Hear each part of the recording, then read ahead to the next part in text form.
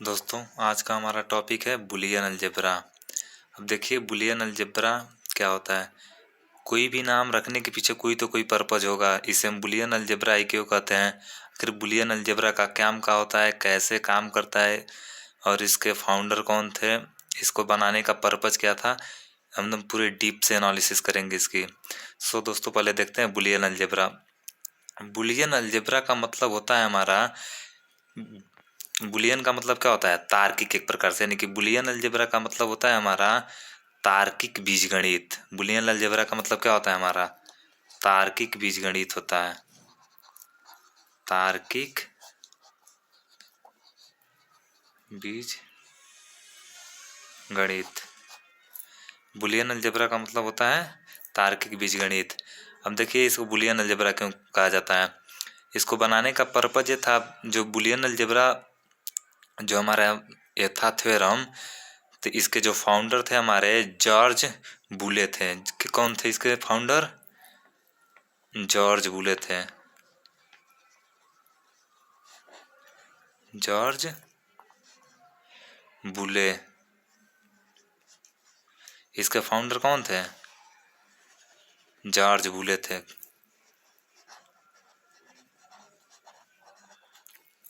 अब देखिए जॉर्ज बुले साहब इसको क्यों बनाए थे। जॉर्ज बुले साहब ने इसे 1847 में बनाया था, 1847 में बनाए थे। उस समय 1847 में, उस टाइम कौन सी सदी, 19वीं सदी चल रही थी। यानी कि 19वीं सदी के बीचों बीच, यानी कि मिड में, मतलब बुलियन अलजेब्रा की क्या हुआ था, खोज हुआ था। अब देखिए इसका डिफिनीशन क्या होता है। Boolean algebra minimize to Boolean function, मतलब बुलियन अलजेब्रा बनाने का मेन पर्पज क्या था, बुलियन फंक्शन को मिनिमाइज करना। बुलियन फंक्शन को क्या करना था, मिनिमाइज करना था। यानी कि बहुत सारे ऐसे कॉम्प्लेक्स प्रॉब्लम थे, उन्हीं सब प्रॉब्लम्स को सॉल्व करना था, मतलब आसानी से बनाना। क्योंकि डिजिटल सर्किट जो होता है हमारा, यदि कॉम्प्लेक्स बना देंगे तो उसे सही करने में, या मतलब जो अगला रहेगा उसे समझने में दिक्कत होगा। इसीलिए ये बुलियन अलजेब्रा लाया गया, जिसमें बहुत सारे थ्योरम थे और उन्हीं थ्योरम का यूज करके हम क्या करते थे, बुलियन फंक्शन को सॉल्व करते थे। अब देखिए इतना तो इसका डिफिनीशन हम लोग देख लिए। अब कितने टाइप्स के होते हैं देखिए, बहुत सारे लोग आप लोग को बताएंगे कि बुलियन अलजेब्रा 5 प्रकार का होता है, लेकिन देखिए रियलिटी में there are 5 types laws of Boolean algebra. Boolean algebra का 5 नियम होता है, मतलब लोग बताते हैं, लेकिन बुलियन अलजेब्रा का 5 नियम नहीं होता है। कितना नियम होता है, 7 नियम होता है। रियलिटी में बुलियन अलजेब्रा का 7 नियम होता है, इतना याद रखिएगा। क्योंकि आप लोग को यदि कोई बता दे 5 होता है, कहीं आ गया एग्जाम में 5 होता है या 7 होता है, तो कन्फ्यूजन रहेंगे। इसलिए आप लोग को 100% क्लियर कर दे रहे हैं कि बुलियन अलजेब्रा 7 प्रकार का होता है। मतलब इसका क्या होता है, थ्योरम होता है कि पहला नियम हमारा क्या होता है, पहला नियम इसका हमारा होता है एंड लॉ। इसके पिछले वाले वीडियो में हम लोग पढ़े थे कि एंड गेट क्या होता है। तो एंड गेट दोस्तों बेसिकली क्या होता था, मतलब दो जैसे इनपुट आते थे, मतलब उनका आउटपुट हमके क्या, मतलब उनका मल्टीप्लिकेशन यानी प्रोडक्ट होकर आउटपुट मिलता था। तो यानी कि देखिए एंड में क्या होता है, बेसिकली मल्टीप्लिकेशन हो जाता है। यानी कि ए डॉट जीरो का वैल्यू क्या आएगा हमारा, ए डॉट जीरो का वैल्यू हमारा 0 आएगा। ए डॉट जीरो का वैल्यू क्या आएगा, 0 आएगा। अब देखिए यानी कि ए कोई वैल्यू है, उसमें 0 जब किसी भी वैल्यू में मल्टीप्लाई कराएगा तो क्या बना देगा, उसको 0 बना देगा। इसलिए यहाँ पे ए डॉट जीरो का वैल्यू क्या हो गया हमारा, 0 हो गया। फिर अगले वाले में देखिए ए डॉट 1, मतलब ए है कोई वैल्यू और उसमें 1 का जब मल्टीप्लाई कराएंगे तो कुछ चेंज कर पाएगा, कुछ नहीं चेंज कर पाएगा। तो इसलिए क्या आ गया यहाँ पे, ए आ गया। एकदम ध्यान से क्लियर से समझिएगा, एकदम ट्रिक के माध्यम से बताएंगे, भूलेगा नहीं। 10 नंबर का एकदम 100% आना एकदम तय है। ये कितने मार्क्स का पूछता है, 10 मार्क। 10 मार्क्स का एकदम वेरी वेरी इंपॉर्टेंट क्वेश्चन है ये, जो हमारे एग्जाम में पूछता है, हर साल पूछता है, इसलिए अच्छे से इसको समझिएगा। अब देखिए फिर उसके बाद ए कोई वैल्यू हो गई और एक और कोई वैल्यू हो गई, यानी कि दोनों वैल्यू जब मतलब इनपुट देंगे तो आउटपुट में भी तो हमको कुछ मिलेगा, यानी कि ए मिल जाएगा। यानी कि इनपुट दे रहे हैं तो आउटपुट भी हमको क्या होगा, मिल जाएगा। फिर हमारा देखिए ए बार हमको मतलब ए बार का मतलब होता है उल्टा कॉम्प्लीमेंट, यानी कि ये कोई वैल्यू दे रही थी और उसको कॉम्प्लीमेंट यानी कि नहीं दे रहा है, यानी कि जीरो हो जा रहा है, समझ जाइए। तो जीरो का जब जीरो का मल्टीप्लाई ए में कराएंगे तो क्या होगा हमारा, जीरो हो जाएगा, इसलिए यहाँ पे जीरो आ गया। इतना क्लियर। अब देखिए दूसरा है हमारा और लॉ। और का मतलब होता है क्या, एडिशन। और गेट का काम क्या होता था, ऐड करना। दो इनपुट आते थे, उन इनपुट सिग्नल्स को क्या करता था, आउटपुट में ऐड करके शो करता था, यानी कि एडिशन होता था। लेकिन एंड में क्या होता था, प्रोडक्ट होता था, मल्टीप्लिकेशन होता था।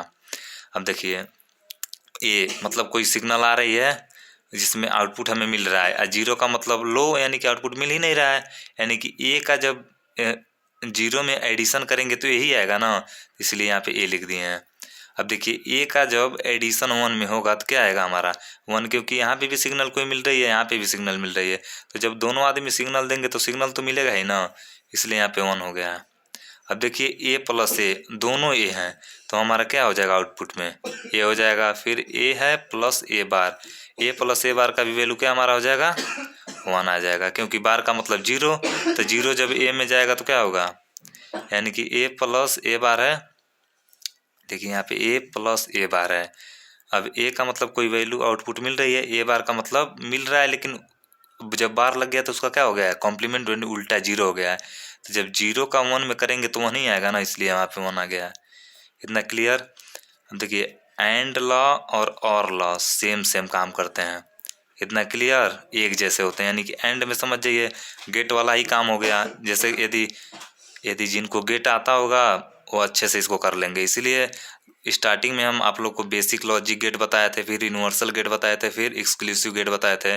उसके बाद वाला हमारा ये अगला वीडियो है बुलियन अलजेब्रा। सो आइए थर्ड नंबर देखते हैं। थर्ड नंबर दोस्तों हमारा है कम्युनिकेटिव लॉ। कम्युनिकेटिव लॉ क्या होता है, अब देखिए कम्युनिकेटिव शब्द से ही पता चल रहा है, समझिए कम्युनिकेट कर रहे हैं, एक दूसरे से वार्तालाप कर रहे हैं, बातचीत कर रहे हैं। यानी कि ए प्लस बी, यानी कि ए प्लस बी आपस में बात कर रहे हैं तो बी भी तो ए से बात कर सकता है ना। कोई जरूरी थोड़ा ए बी से बात कर रहा है तो चुपचाप सुनेगा, ये भी तो बतियाएगा, कहेगा हम भी बतिया रहे हैं।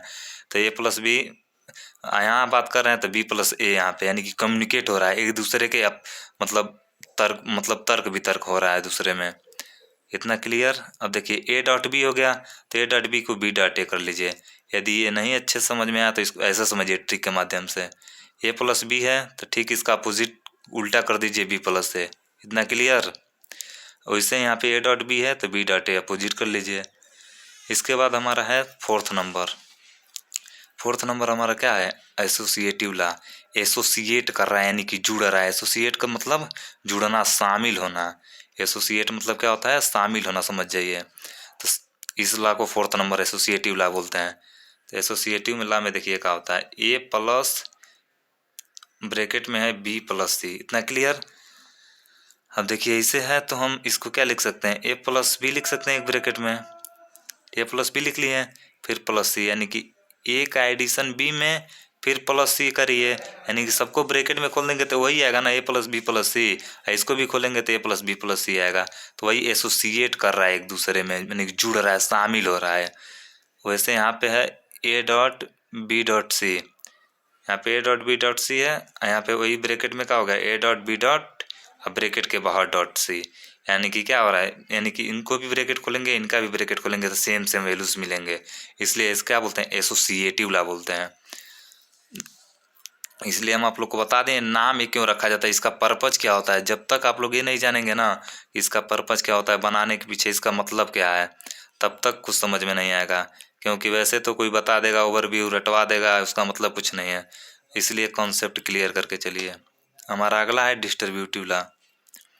डिस्ट्रीब्यूटिव लॉ में क्या होता है, डिस्ट्रीब्यूट होता है यानी कि एक दूसरे में बट रहा है। कहते हैं लोग ना डिस्ट्रीब्यूट कर दो सामान को, यानी कि बांट दो एक दूसरे में। यानी कि डिस्ट्रीब्यूटिव लॉ में क्या होता है, हमारा वैल्यूज क्या होती हैं, बढ़ती हैं।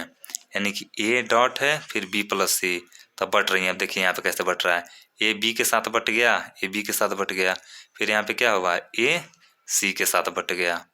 तो यानी कि एक बार ए डॉट बी हो गया, फिर प्लस है तो लगा दिए, फिर ए डॉट सी हो गया। यानी कि क्या यहाँ पे हो रहा है, बढ़ रहा है। यानी कि डिस्ट्रीब्यूटिव में लॉ में डिस्ट्रीब्यूट होता है, चीज़ों को डिस्ट्रीब्यूट करते हैं, बांटते हैं। जैसे डिस्ट्रीब्यूटिव लोग होते हैं ना, बांटने वाले, वही सेम ऐसे समझिए। फिर हमारा है ए प्लस ब्रैकेट में बी सी, तो यहाँ पे इक्वल टू क्या हो गया, डिस्ट्रीब्यूट हो रहा है, यानी देखिए बढ़ रहा है, a प्लस बी एक साथ हो गया है, फिर a प्लस सी एक साथ हो गया है, यानी समझ जाइए मल्टीप्लिकेशन फॉर्म में वैल्यू को खोल दिए हैं ब्रैकेट को। क्योंकि अलजेब्रा हम लोग ऑलरेडी पढ़ते थे, तो अलजेब्रा में यही सब पढ़ते थे ना, तो वही सेम काम यहाँ पे भी वैसे ही करते हैं। अब देखिए यहाँ पे कैसे है, a plus a bar b है is equal to a plus a bar b, यानी कि डिस्ट्रीब्यूट इसको कर रहे हैं तो a हो गया, a बार b का वैल्यू क्या होता है, b, a बार b का वैल्यू b होता है, यानी सेम वैल्यू रह रही है, तो यानी कि a प्लस बी इसका वैल्यू हो जाएगा। ठीक, अब अगला है हमारा इनवर्स लॉ।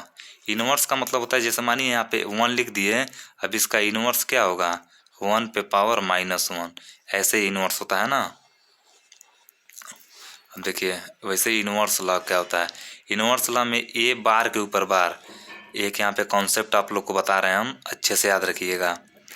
जब बार के ऊपर बार लगा हो, यानी कि जब सेम बार, यानी कि कोई वैल्यू पे बार लगी हो फिर उसके ऊपर भी बार लगी हो, तो दोनों आपस में क्या होते हैं, कट जाते हैं। समझ जाइए एक दूसरे, मतलब दोनों दुश्मन हैं, क्योंकि सांप और नेवले की दोस्ती नहीं हो सकती, यानी कि समझिए ये सांप है नेवला है, दोनों की दोस्ती नहीं हो सकती, एक दूसरे को दोनों मार डालेंगे, खत्म हो गया। तो क्या बचेगा ये, यानी कि ए पे बार के ऊपर बार रहेगा तो क्या हो गया, ये हो गया। तो ट्रिक के माध्यम से समझिए याद रहेगा। उसके बाद हमारा है आदर्श लॉ। आदर्श लॉ का पर्पज क्या है, आदर्श लॉ क्यों इसे बोलते हैं, आदर्श लॉ का मतलब होता है और अन्य नियम, इन 6 नियम को छोड़ के कोई और नियम आ गया तो उसको कैसे सॉल्व करेंगे। तो जैसे कि यहाँ पे देखिए ए बार प्लस ए डॉट बी है, तो ए बार प्लस ए डॉट बी है, तो इसकी वैल्यू क्या हो गई हमारी, ए बार प्लस बी हो गई, यानी कि ए बार जैसे वैसे लिख दिए, ए डॉट बी का वैल्यू बी हो गया, तो वैसे ए बार प्लस बी है, प्लस है तो लगा ही दिए हैं बीच में। फिर वहाँ पे यहाँ पे देखिए ए प्लस ए बी है, तो ए प्लस ए बी का वैल्यू, ए का मतलब ए हो गया, ए बी का मतलब ए, यानी कि सेम वैल्यू मिल रही है, तो कॉमन ले लिए, यानी कि ये कॉमन वाला चीज़ हो गया। समझिए इसमें कॉमन वाली वैल्यू ले लिए हैं। सो दोस्तों यदि वीडियो अच्छे से समझ में आया हो तो लाइक करिएगा, शेयर करिएगा, यदि हमसे कोई मिस्टेक हो रहा होगा तो कमेंट में ज़रूर लिखिएगा, हम उस चीज़ को सही करने का प्रयास करेंगे। धन्यवाद।